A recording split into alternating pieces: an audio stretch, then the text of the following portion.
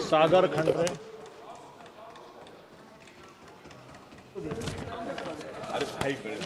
Thank you, Chairperson Sir, for allowing me to talk on the carriage of goods by sea bills.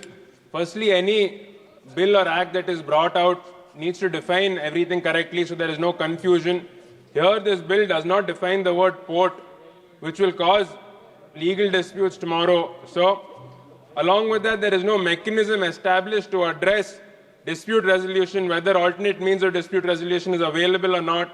This bill needs to address how the government is going to deal with maritime disputes, sir. Along with that, there is also no penalties mentioned in the bill. This bill disadvantages shippers in a lot of ways, Chairperson, sir.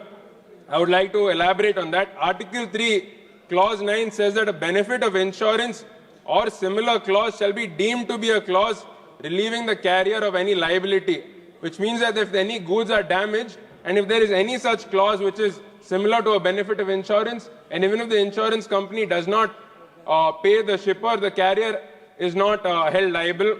In Article 4, Clause 2A, the carrier will not be responsible for loss or damage arising from act, neglect or default of the master, mariner, pilot or the servants of the carrier in the navigation or management of the ship.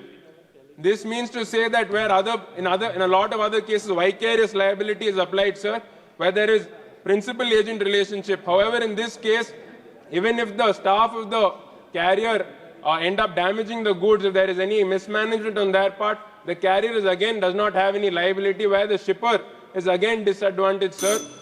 Now, Article 6, sir, we all know how important bill of lading is when it comes to carriage of goods by sea. However, there are special conditions in Article 6 that say that bill of lading is not needed, and the provisos in this are also very vague, sir. Article 7 says that the parties, that is shipper and carrier, are free to make their own agreements, sir, without being subjected to the rules of this Act. However, the whole point of this Act is to ensure that there is a standard, uniform structure